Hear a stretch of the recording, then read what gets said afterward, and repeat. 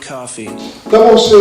Comienza entonces el módulo Convénceme, juicio por jurado sobre la utilidad clínica y no científica de ¿por qué tengo que hacer una resonancia en sospecha de una miocarditis aguda? La doctora Ivania Ailón, que es miembro de nuestro servicio, TAP de resonancia, ha rotado por el servicio de Pons durante 9 meses, la doctora en España. Y nos va a mostrar entonces, doctora, póngase para este lado. ¿Por qué tengo que hacer una resonancia cardíaca en miocarditis aguda? Bueno, entonces, la utilidad clínica de la resonancia cardíaca en miocarditis aguda. Cuando estamos en presencia de un paciente con miocarditis aguda o un corazón inflamado, tenemos dos opciones en cuanto a resonancia. Es fácil. La primera es no hacer una resonancia, obviamente, y la segunda sí hacerla. Vamos a votar por eso. Los dos escenarios importantes en donde vamos a tomar esta decisión es el dolor precordial y la insuficiencia cardíaca aguda. Y la utilidad de la resonancia magnética cardíaca en estos dos escenarios clínicos es principalmente el diagnóstico, ¿sí? Saber qué es lo que le pasa al miocardio cuando tenemos un paciente con dolor de pecho o insuficiencia cardíaca descompensada. La segunda es determinar a través del diagnóstico la prevalencia de la enfermedad en nuestra población. La tercera, obviamente, el manejo y el tratamiento de estos pacientes. Y la cuarta, el pronóstico, o sea, mediante la resonancia y determinadas herramientas, determinar cómo le va a ir a nuestros pacientes. Entonces, empecemos con el diagnóstico. ¿Qué es lo que le pasa al miocardio? Tenemos un paciente con dolor de pecho, electrocardiograma patológico, enzimas cardíacas, un paciente con insuficiencia cardíaca. Lo más frecuente es que tenga cardiopatía isquémico-necrótica. Entonces, nosotros ya vamos a suponer que tiene injuria isquémica. Pero ¿qué pasa si tiene coronarias normales, sea por cateterismo o tomografía? ¿Qué tipo de injuria tiene? Entonces recurrimos al diagnóstico por imágenes. Este es el ejemplo de un paciente con dolor precordial joven, en donde vemos un ventrículo con buena función, no dilatado, pero claramente hay una diferencia en los espesores y la ecogenicidad de la pared inferolateral con respecto a la pared septal. Este es otro ejemplo de una chica joven que ingresó por insuficiencia cardíaca descompensada, en donde tiene diámetros también conservados, pero aumento difuso de los espesores parietales. Entonces sabemos que algo le pasa al miocardio, pero ¿qué? Entonces, la resonancia magnética tiene la posibilidad de poder hacer caracterización tisular, poder detectar los procesos fisiopatológicos que ocurren en este miocardio que consideramos que pueda estar enfermo. Y los tres signos en donde podemos encontrar es la hiperemia, el edema y la necrosis. En cuanto a la hiperemia, a través de la secuencia T1, pre- y postcontraste. Nosotros lo que determinamos es aumento de la intensidad del miocardio, como lo vemos en el gráfico, post-contraste con respecto al pre. Obviamente esto cualitativamente, visualmente no se ve, por lo cual tenemos que medir las intensidades pre y post-contraste y a través de un porcentaje y un índice se determina lo que es el realce precoz. En cuanto al edema, a través de la secuencia T2 determinamos hiperintensidad en el miocardio como lo vemos en el esquema. Vemos hiperintensidad subepicárdica o intramiocárdica, este es el ejemplo de la resonancia, y eso es parte de edema. Y lo último es la necrosis, ¿sí? La necrosis la evidenciamos a través del realce tardío. El realce tardío se hace post-contraste y lo que vemos es retención de gadolinio subepicárdico o intramiocárdico y lineal. Esto, el diagnóstico por resonancia serían 2 criterios de 3 para miocarditis. Ahora, ¿qué correlación hay de resonancia magnética cardíaca con la biopsia, que sería el gol estándar? ¿Cuál es la sensibilidad y la especificidad? Este es un estudio con 130 pacientes en los que se hizo biopsia y resonancia magnética cardíaca, pacientes con miocarditis aguda y pacientes con miocarditis crónica, y se vio que en pacientes con miocarditis aguda la sensibilidad y especificidad era del 80 y 70% y la precisión diagnóstica del 79% en correlación con la biopsia. Esto obviamente disminuía en pacientes con miocarditis crónica, lo que destaca el hacer la resonancia en los primeros días de la sospecha clínica. Entonces vamos nuevamente a nuestros ejemplos. A este paciente se le hizo la resonancia y lo que se veía es que tenía hiperemia, realce precoz en la secuencia T1, tenía edema, hiperintensidad subepicárdica a nivel de la pared inferolateral que veíamos que estaba con aumento de los espesores y tenía necrosis, retención de gadolinio bien intramiocárdico y subepicárdico en el realce tardío. En cuanto a esta paciente con insuficiencia cardíaca aguda y aumento de los espesores, vimos por la resonancia que ese aumento de los espesores difuso era secundario a edema y que llamativamente no tenía necrosis miocárdica.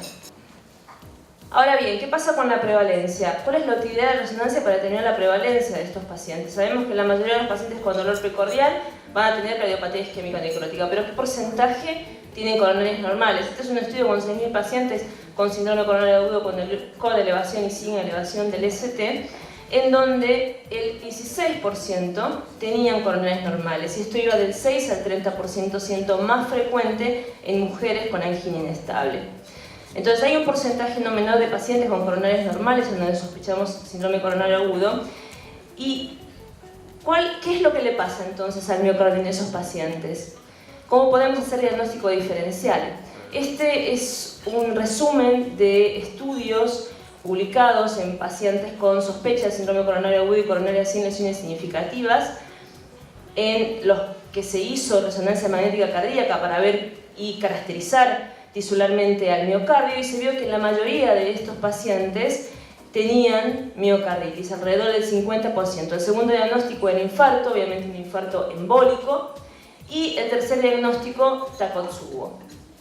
Lo más importante de esto es que en la mayoría de los casos, 75% aproximadamente, la resonancia era positiva, es decir, daba un diagnóstico.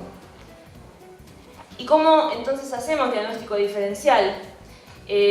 La resonancia no solamente permite la caracterización tisular, sino también, obviamente, determinar el mecanismo fisiopatológico que la genera. Todas las alteraciones generan edema y necrosis, pero según los distintos patrones tisulares podemos diferenciarlo. Entonces acá podemos ver que la miocarditis, además de la hiperemia, el edema es subepicárdico, en el infarto es transmural o subendocárdico y en el Takotsubo es difuso. En cuanto a la necrosis, en la miocarditis, la necrosis o el realce por gadolinio es subepicárdico, en el infarto subendocárdico, como lo vemos en el esquema y en el ejemplo, y en el Takotsubo no se encuentran focos de necrosis. En cuanto a otro signo que se puede ver por resonancia, que es la obstrucción microvascular, obviamente la miocarditis y el Takotsubo no lo tienen, y sí el infarto agudo de miocardio. Además de, obviamente, evaluar en sí la función, digamos, de estos pacientes y ver la regionalidad asociada a la arteria responsable del infarto y el caso del Takotsubo no relacionada. Entonces podemos hacer diagnóstico diferencial en los pacientes que tienen coronarias normales, y esto obviamente va a determinar el manejo de los pacientes. Si yo hago diagnóstico en pacientes con dolor precordial o insuficiencia cardíaca de infarto, Takotsubo, miocarditis, voy a saber cómo los voy a tratar, y el tratamiento obviamente va a ser totalmente distinto en cada grupo de pacientes. Entonces, ¿cuál es el impacto de la resonancia magnética en la miocarditis? Este es un registro europeo con más de 27.000 pacientes, publicado este año, 57 centros, 15 países, en donde la principal indicación de resonancia magnética después de la cardiopatía isquémica era la miocarditis y miocardiopatías, y lo más importante es que la resonancia magnética significa un impacto en el manejo de los pacientes en la mitad de ellos, 55%. Entonces, no solamente como nuevo diagnóstico, sino también en el impacto en cambio terapéutico. Entonces, ¿cuál es el aporte de la resonancia en el valor pronóstico de los pacientes? Sabemos que pacientes evolucionan, ya sea de dolor de pecho o con insuficiencia cardíaca o shock cardiogénico, evolucionan a la mejoría de la insuficiencia cardíaca progresiva o incluso fallecen. Entonces, podemos determinar a través de la resonancia la mortalidad precozmente de estos pacientes. Ya se han evaluado variables clínicas y ecocardiográficas, función sistólica del BI, del BD, clase funcional, incluso la biopsia endomiocárdica, como en este caso en donde la biopsia positiva por inmunohistología era determinante pronóstico. Pero lo cierto es que a través de la resonancia y en forma precoz y no invasiva y no requiriendo una biopsia podemos determinar el pronóstico. Obviamente la respuesta es sí. Este es un estudio publicado el año pasado, con 203 pacientes, en donde se evaluó el valor pronóstico de la resonancia en pacientes con diagnóstico de miocarditis por biopsia, en los que se realizó resonancia y se evaluó la mortalidad a más de 4 años. Llamativamente tuvieron una mortalidad no menor del 15% de muerte cardíaca, y en todos los fallecidos no solamente tenían más presencia de realce tardío, o sea, de evidencia de necrosis e inflamación, sino también mayor masa medida en gramos. Esto lo mismo ocurrió en los que fallecieron por muerte súbita. Y cuando se evaluó comparativamente el realce tardío con otras variables como la clase funcional, la función sistólica del BI, los volúmenes ventriculares, se vio que el realce tardío era de mayor poder predictivo que los otros. Y esto ya está demostrado en varios estudios, que el realce tardío, la evidencia de necrosis en otras entidades clínicas como la miocardiopatía hipertrófica, miocardiopatía dilatada, el infarto, también son determinantes pronósticos. Entonces, viendo un ejemplo y volviendo al ejemplo anterior, la chica de 31 años con insuficiencia cardíaca y edema difuso y llamativamente nada de necrosis, esta paciente a la semana evolucionó con clara mejoría de los espesores. Quizás el tener realce tardío negativo, es decir, ausencia de necrosis, determinó la franca mejoría a los pocos días. Y este es el ejemplo de otro paciente joven también que ingresó por dolor de pecho con aumento de los espesores y hipoquinesia anterolateral, en donde tenía múltiples focos de edema, hiperintensidad en esa zona, y múltiples focos también de realce tardío, los que determinaron la mala evolución posterior. Entonces, muy bien, con la resonancia podemos determinar el diagnóstico de los pacientes con miocarditis aguda cuando lo sospechamos.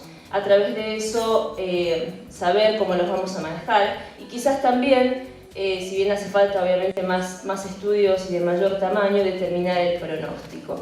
Y por qué no, un seguimiento y tratamiento precoz y salvar más vidas. Y por ende, no hacer resonancia o la opción de no hacerla, la descartamos.